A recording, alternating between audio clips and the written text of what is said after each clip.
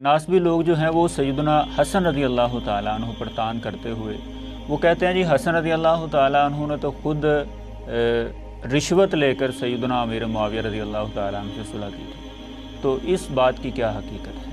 ये बदतरीन झूठ और इल्ज़ाम है और सैयदना हसन इब्न अली रज़ी अल्लाह अन्हु जैसी अजीम शख्सियत की गुस्ताखी और तौहीन है। तो ये तो कतई भी नहीं हो सकता कि अहले बैत जिनके लिए सदका हराम है तो वो रिश्वत लेना अपने लिए जायज़ समझती हूँ, ये तो कभी मुमकिन ही नहीं। तो अब जो दूसरा इतराज़ रवाफिज़ की तरफ से किया जाता है सैयदना मुआविया रज़ी अल्लाह ताला अन्हु पर, वो कहते हैं कि मुआविया रज़ी अल्लाह ताला अन्हु ने ये शराइत जो तय पाई थी सैयदना हसन रज़ी अल्लाह ताला अन्हु के दरमियान और मुआविया रज़ी अल्लाह ताला अन्हु के दरमियान, कहते हैं कि इन्होंने पूरा नहीं किया था उन शराइत को। तो क्या इसी तरह बात है? बिल्कुल गलत बात है। अगर उन्होंने अपनी शराइत पूरी ना की होती तो हज़रत हसन रज़ी अल्लाह ताला सबसे पहले हज़रत अमीर मुआविया के ख़िलाफ़ खड़े होते, या उनके बाद 20 साल तक तकरीबन सैयदना हुसैन रज़ी अल्लाह अन्हु जो हज़रत अमीर मुआविया की ज़िंदगी में ज़िंदा रहे, वो ये बात लेकर खड़े होते ना कि आपने शराइत तय की और पूरा नहीं करने हैं। बिस्मिल्लाहिर्रहमानिर्रहीम, अस्सलामु अलैकुम वरहमतुल्लाहि वबरकातुहू। सबसे पहले हम अपने नाज़रीन को नहज स्टूडियो के प्लेटफार्म से खुशामदीद कहते हैं। तो नाज़रीन, मैं हूँ आपका होस्ट उमर जर्रार और मेरे साथ मौजूद हैं मुफ्ती अतीकुर रहमान अलवी साहब। नाज़रीन, जैसा कि आप जानते हैं कि इस प्रोग्राम में हम सहाबा किराम पर किए गए तमाम एतराज़ात के मुदल्लल अंदाज में जवाबात आपके सामने पेश करते हैं और इसी तरह उन तमाम रिवायात के असल मानी और मफाहीम मुहद्दिसीन के फ़हम के मुताबिक आपके सामने रखते हैं कि जिन रिवायात को बुनियाद बनाकर बाद लोग सहाबा किराम पर तानो तशनी करते हैं और अपने गलीज़ तरीन ख़यालात का उनके मुतालिक इजहार करते हैं। तो इसी सिलसिले में आज जो टॉपिक हम डिस्कस करने जा रहे हैं वो सैयदना हसन रज़ी अल्लाह ताला अन्हु और इसी तरह सैयदना अमीर मुआविया रज़ी अल्लाह ताला अन्हु उनकी सुलह के मुतालिक है। इस हवाले से एक एतराज़ जो है नवासिब की तरफ से किया जाता है और इसी तरह एक एतराज़ जो है वो रवाफिज़ की तरफ से किया जाता है। जो नासबी लोग हैं वो कहते हैं जी सैयदना हसन रज़ी अल्लाह ताला अन्हु ने मुआज़ल्लाह रिश्वत लेकर सैयदना अमीर मुआविया रज़ी अल्लाह ताला अन्हु के साथ सुलह की थी, और रवाफिज़ जो हैं वो कहते हैं कि सैयदना अमीर मुआविया रज़ी अल्लाह ताला अन्हु के साथ जो कि सुलह की शराइत तय पाई थी, सैयदना मुआविया रज़ी अल्लाह ताला अन्हु ने उनको पूरा नहीं किया था, यानी अपने अहद को तोड़ दिया था। तो चलिए इन्हीं एतराज़ात के मुतालिक हम मुफ्ती साहब से बात करते हैं कि इन एतराज़ात की और इन शराइत की हकीकत क्या है। अस्सलाम वालेकुम मुफ्ती साहब। जी वालेकुम सलाम व रहमतुल्लाह। जी मुफ्ती साहब, कैसे हैं जी आप? अल्हम्दुलिल्लाह, अल्लाह का शुक्र है। अच्छा मुफ्ती साहब, जैसा कि आपने सुना है कि पहला एतराज़ जो है वो हमने नवासिब के हवाले से डिस्कस करना है कि नासबी लोग जो हैं वो सैयदना हसन रज़ी अल्लाह ताला अन्हु पर तान करते हुए वो कहते हैं जी हसन रज़ी अल्लाह ताला अन्हु ने तो खुद रिश्वत लेकर सैयदना अमीर मुआविया रज़ी अल्लाह ताला अन्हु से सुलह की थी। तो इस बात की क्या हकीकत है?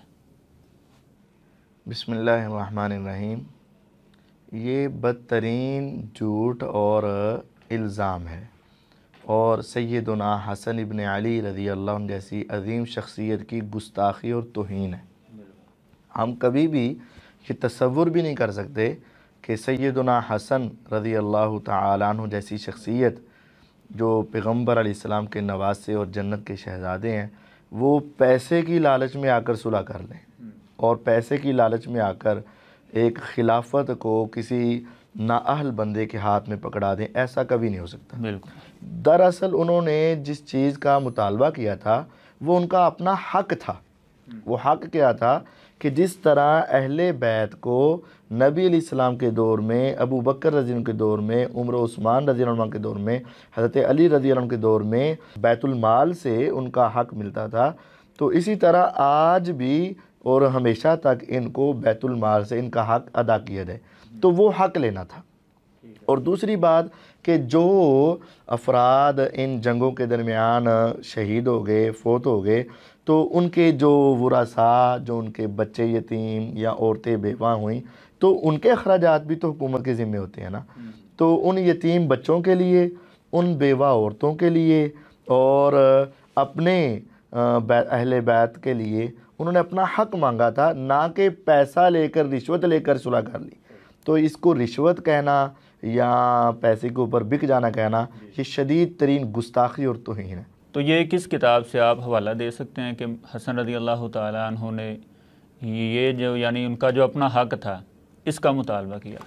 जी हाँ, ये बात तो फ़तहुल बारी के अंदर मौजूद है। 7109 नंबर और 7110 नंबर हदीस के शरह के अंदर इमाम इब्न हजर अल अस्क़लानी रहमहुल्लाह अवाना बिन हकम की सनद से ये बात नकल करते हैं कि वो उन्होंने अपने लिए कूफे के बैतुल माल से और दारे अबजर का जो खिराज है उसमें से अपना हिस्सा मांगा था।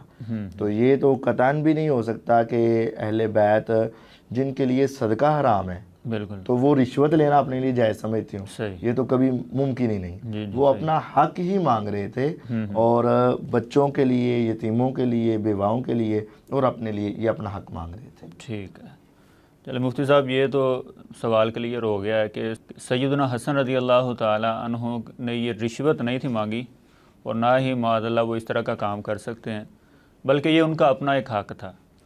तो अब जो दूसरा इतराज़ रवाफ़िज़ की तरफ से किया जाता है सैयदना मुआविया रज़ी अल्लाह ताला अन्हु पर, वो कहते हैं कि मुआविया रज़ी अल्लाह ताला अन्हु ने ये शराइत जो तय पाई थी सैयदना हसन रज़ी अल्लाह ताला अन्हु के दरमियान और मुआविया रज़ी अल्लाह ताला अन्हु के दरमियान, कहते हैं कि इन्होंने पूरा नहीं किया था उन शराइत को।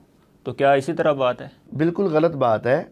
अगर उन्होंने अपनी शराइत पूरी ना की होती तो हज़रत हसन रज़ी अल्लाह ताला अन्हु सबसे पहले हज़रत मीर मुआविया के ख़िलाफ़ खड़े होते, या उनके बाद 20 साल तक तकरीबन सैयदना हुसैन रज़ी अल्लाह अन्हु जो हज़रत मीर मुआविया की ज़िंदगी में ज़िंदा रहे, वो ये बात लेकर खड़े होते ना कि आपने शराइत तय की और पूरा नहीं कर रहे हैं। या फिर हज़रत हुसैन रज़ी अल्लाह अन्हु हज़रत मीर मुआविया की वफ़ात के बाद ही ये अलम लेकर उठते कि आपने शराइत पूरी नहीं की है, इस वजह से मैं खड़ा हो रहा हूँ। और सैकड़ों सहाबा और ताबईन और अहले बैत जो थे उनमें से किसी एक ने ये बात नहीं लिखी है और ना इतराज़ किया है कि अमीर मुआविया रज़ी अल्लाह अन्हु जिन शराइत पर आपने जो सुलह की थी वो शराइत पूरी नहीं की, बल्कि जो दो दरमियान में अफराद इसके ज़ामिन बने थे उन्होंने ज़िंदगी में कभी नहीं कहा कि आपने हमें ज़ामिन बनाया था और आप शराइत पूरी नहीं कर रहे हो। अच्छा मुफ्ती साहब, ये तो फ़तहुल बारी के अंदर भी लिखा हुआ है कि मुआविया रज़ी अल्लाह ताला अन्हु ने शराइत पूरी नहीं की थी। जी, फ़तहुल बारी के अंदर ये बात मौजूद तो है, लेकिन उसको ज़रा समझने की ज़रूरत है और उसकी सनद को देखने की ज़रूरत है। देखें, उसी हदीस के तहत 7110 और 9 उसके तहत ही आखिर में आकर लिखते हैं कि फ़लम युनफ़द लिल हसन मिन अश-शर्तैन शैउन, लेकिन ये बात बेसनद लिखी हुई है। आगे इससे पीछे अगर आप 2-4 लाइनें पीछे चले जाएं तो कहते हैं व अखरजा याकूब बिन सुफियान बिसानदिन सहीन इला ज़ुहरी, याकूब बिन सुफियान संदे सही ज़ुहरी तक नकल करते हैं। अब ज़ुहरी कौन था? इमाम इब्न शिहाब ज़ुहरी रहमहुल्लाह, ये अमीर मुआविया रज़ी की खिलाफत के आखिर में पैदा हुए। अच्छा, यानी 50 हिजरी या 51 या 52-53 इन हिजरियों में पैदा हुए। तो ये कैसे मुमकिन है कि एक शख्स हज़रत मुआविया रज़ी की खिलाफत के आखिर में पैदा हुआ हो और वो 20 साल पहले के वाक़यात बता दे? इसकी कोई ना कोई सनद होनी चाहिए ना। और फिर इससे आगे जितनी बातें इमाम साहब ने नकल की हैं उनकी कोई एक सनद भी नहीं है। या तो इस जुमले की सनद है ही नहीं, फ़लम युनफ़द लिल हसन मिन अश-शर्तैन शैउन, या तो इसकी सनद है ही नहीं, और अगर इसकी सनद ज़ुहरी तक मानी जाए तब भी ज़ुहरी से आगे सनद नहीं है, इस वजह से ये एक बातिल कौल है। नहीं तो ये फिर इमाम ज़ुहरी पर नहीं एतराज़ आएगा? ज़ुहरी ये बात एतराज़ नहीं आएगा। ज़ुहरी रहमहुल्लाह ने किसी से सुना होगा तो उन्होंने बग़ैर सनद के बयान कर दिया। हम उस वक़्त तक इस पर यकीन नहीं कर सकते जब तक हमारे सामने सनद ना हो। सही, ठीक है।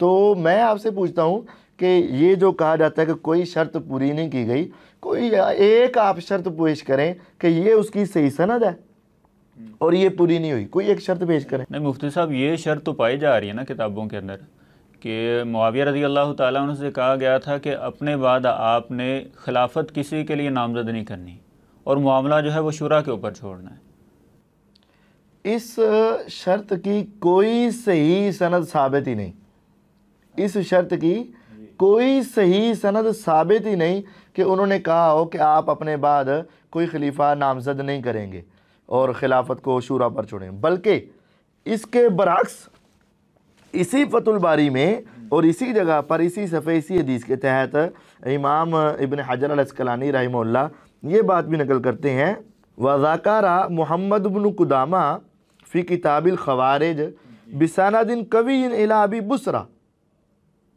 कि मोहम्मद बिन कुदामा ने किताबुल ख़वारिज में कवी सनद के साथ नकल किया है कि अबू बुसरा तक उसकी सनद कवी है, अन्ना समी अल हसन अबन अली, उसने हसन बिन अली रज़ियल्लाहु से सुना, आप अपने खुतबे में कह रहे थे जो मुआविया के पास जाकर दिया था, इन्नी इस्तरत्तु अला मुआविया लिनफ्सी अल खिलाफत बादो, कि मैंने मुआविया रज़ियल्लाहु से ये शर्त लगाई थी कि खिलाफत आपके बाद मुझे मिलेगी।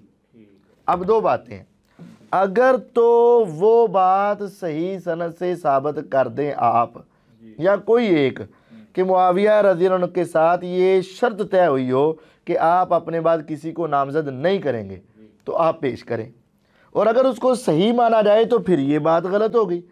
और इमाम इब्न हजर अस्क़लानी रहमहुल्लाह कह रहे हैं कि सही सनद के साथ ये तय हुआ था कि आपके बाद खिलाफत मुझको, लेकिन हमारी तहकीक के मुताबिक ये दोनों बातें नहीं हैं। हज़रत हसन रज़ी अल्लाह तआला तो ऐसी अजीम शख्सियत थी कि वो जब उन्होंने खिलाफत छोड़ दी तो फिर अपने लिए नाम लेने की ज़रूरत ही कोई नहीं थी उनको, ये तो ऐसा कर ही नहीं सकते। तो ये भी किताबों में लिखा हुआ है, ये तो संदे कवि के नाम लेकर लिखा हुआ है, और आप जो पेश कर रहे हैं उसकी तो कोई कवि सनद है ही नहीं, लेकिन इसको अगरचे कवि सनद के साथ लिखा हुआ है लेकिन अभी बुसरा तक कवि सनद के साथ है। तो हमारे नज़दीक ये दोनों बातें नहीं, ना तो उन्होंने अपने लिए तय किया हुआ था और ना ही उन्होंने किसी और खिलाफत को शूरा पर छोड़ने की बात की, बल्कि सिरे से इस मसले में कोई बात ही साबित नहीं है कि ये मसला भी ज़ेर बहस आया हो या ये शर्त भी पेश की गई हो, ये शर्त ही कोई नहीं थी। नहीं तो मुफ्ती साहब एक और शर्त भी जिक्र की जाती है कि हसन रज़ी अल्लाह ताला अन्हु ने कहा था कि आपने जो खिलाफत चलानी है ये खिलाफत राशिदा के तर्ज़ अमल के मुताबिक हो। हाँ तो ठीक है, कोई मसला नहीं है, तो उन्होंने खिलाफत राशिदा के मुताबिक ही चलाई है वो। नहीं तो खिलाफत राशिदा में अगर देखा जाए तो किसी ने अपना जानशीन मुकर्रर नहीं किया। क्यों नहीं किया? फिर मुआविया रज़ी अल्लाह ताला अन्हु ने नहीं, अबू बकर रज़ी ने अपना जानशीन हज़रत उमर मुकर्रर नहीं किए। नहीं, उन्होंने तो मजलिस के ऊपर नहीं था छोड़ा ये सारा। नहीं, अबू बकर रज़ी अल्लाह ने हज़रत उमर को नामिनेट लेकर मुकर्रर किया था। अच्छा। और उमर रज़ी अल्लाह तआला ने 6 अफराद की कमेटी पर मुश्तमिल था, और उस्मान रज़ी ने किसी का नाम भी नहीं लिया था। अब देखें 3 तरीके हो गए, अबू बकर रज़ी ने नाम लेकर तय कर दिया, उमर रज़ी अल्लाह तआला ने 6 बंदों का नाम लेकर तय कर दिया, उस्मान रज़ी ने कोई भी तय नहीं किया। अब खुलाफाए राशिदीन का एक तरीका नहीं है, बल्कि कितने तरीके हो गए? 3। तो इसका मतलब ये है कि खलीफा को ये इजाज़त होती है कि वो जो मुनासिब समझे कर सकता है। अबू बकर रज़ी ने मुनासिब समझा एक बंदे को तय करना तो कर दिया, कोई इतराज़ नहीं। उमर रज़ी ने मुनासिब समझा 6 बंदों को तय करना, इनमें से एक बना लेना, तो ये भी ठीक है, कोई इतराज़ नहीं है।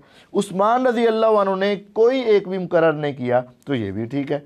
तो जैसे हुक्मरान चाहे, खलीफा चाहे, वो कर सकता है। तो हज़रत मुआविया रज़ी अल्लाह ने अपने मशवरे के बाद ये तय किया कि यजीद को बना दिया जाए, तो ये उनके लिए ठीक है, इसके अंदर कोई हर्ज नहीं। कोई शख्स जो कहता है कि बाप के बाद बेटे को बनाना हराम है, तो दलील होनी चाहिए। अच्छा, इसके मतलब कोई दलील नहीं है? कोई दलील नहीं है कि बेटे को बनाना हराम, सवाए अपने जहन के, और कोई दलील नहीं। सही, यानी बेटे को बनाया जा सकता है? बनाया जा सकता है, इसके अंदर तो कोई हर्ज नहीं। असल भाई बात यह है कि ना अहल को हुकूमत देना ये खराबी है। अहल को हुकूमत देना, चाहे वो अपना हो चाहे पराया हो, दी जा सकती है, और ना अहल चाहे अपना हो चाहे दूसरा हो, उसको देना खराबी है। तो उन्होंने ये समझा कि इस वक्त ये अहल है और इसको दे दी जाए। जी मुफ्ती साहब जज़ाकल्लाह, ये तो चीज़ वाज़ेह हो गई है कि जो शराइत बताई जाती हैं कि जी ये वाली शराइत पूरी नहीं की, तो उनकी हकीकत यह है कि किसी सही सनद के साथ वो साबित नहीं। हाँ, ना तो हज़रत मुआविया रज़ी अल्लाह के हवाले से ये किसी सही सनद से साबित है कि उनके साथ शराइत में ये तय किया गया हो कि मिंबरों पर गालियाँ दी जाएंगी, उनको मना, इनको रोका जाए, ये किसी सनद से साबित नहीं। सही।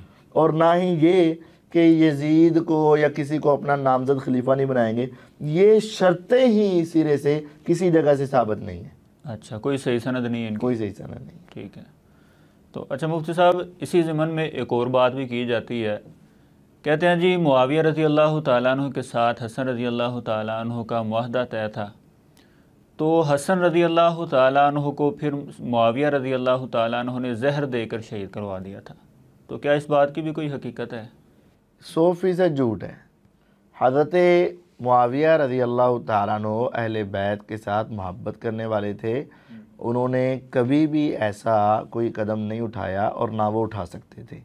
इसकी कोई एक भी सही सनद साबित नहीं कि मुआविया रज़ी अल्लाह अन्हु ने जहर दिया हो या दिलवाया हो या किसी ऐसे तरीके से हज़रत हसन की बीवी से, या वो ये सारी कहानियाँ हैं।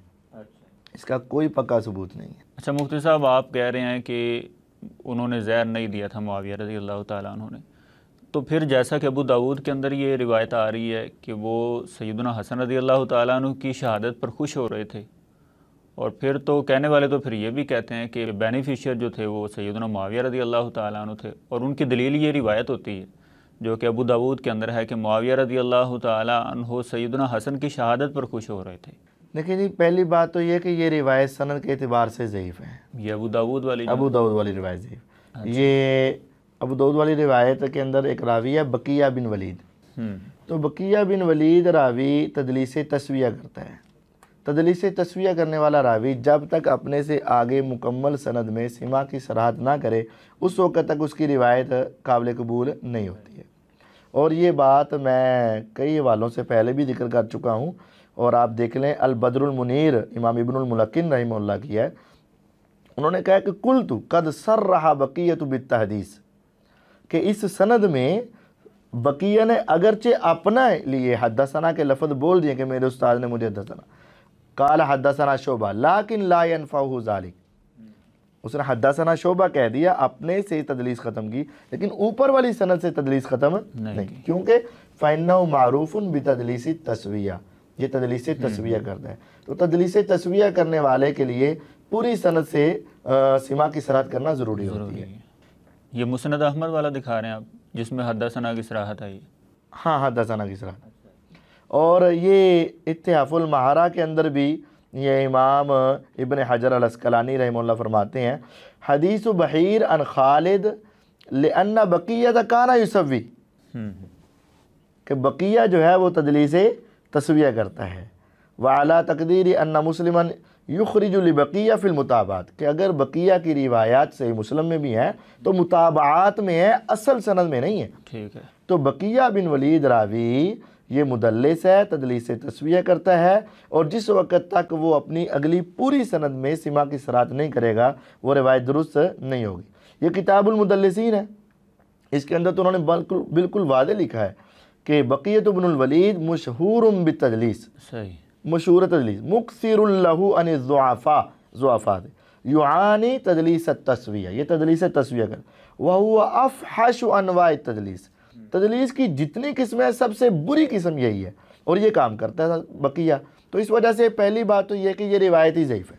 ठीक है। दूसरी बात, अगर आप ये कह रहे हैं बेनिफिशरी कौन, वो बेनिफिशरी की तो बात ही यहाँ नहीं है। देखिए हज़रत हसन ने खुद उनको खिलाफत दे दी ना, तो हज़रत हसन ने उनको दे दी, जी, तो बेनिफिशरी तो होता है जो फ़ायदा उठाए। तो शहादत से क्या फ़ायदा हुआ इनको, वो तो पहले ही फ़ायदा हो चुका था इनकी ज़िंदगी में। सही सही, बिल्कुल। ये कहना कि बेनिफिशरी ये है, ये तो बिल्कुल गलत है। और देखें ये बेनिफिशरी वाले अपने फोके कारतूस जो हैं, ये अगर आप चलाना शुरू करेंगे तो ये बात नासबियों के हाथ में चली जाएगी जी। फिर वो इसी के ऊपर पैमाने पर पीछे भी तोलेंगे, तो क्या वहाँ आप जवाब दे दोगे? बेनिफिशरी ये कोई कायदा कानून नहीं कि बेनिफिशरी कौन है। अगर आप ये बात निकालेंगे तो नऊज़ बिल्लाह हज़रत उस्मान के बाद कौन खलीफा बने? अली रज़ी अल्लाह। तो क्या वहाँ अगर कोई नासबी ऐसी बकवास करे तो आप वहाँ कहेंगे कि हज़रत अली बेनिफिशरी है तो लिहाजा नहीं। तो ये यानी बेनिफिशियरी वाली, समझे कि नासबियों को पॉइंट देने वाली बात है। हाँ, ये नासबियों का ही पॉइंट है जो इन्होंने वक्ती तौर पर चोरी करके इनके अहले सुन्नत के खिलाफ पेश करना चाहते हैं। असल में ये नासबी बात करते हैं।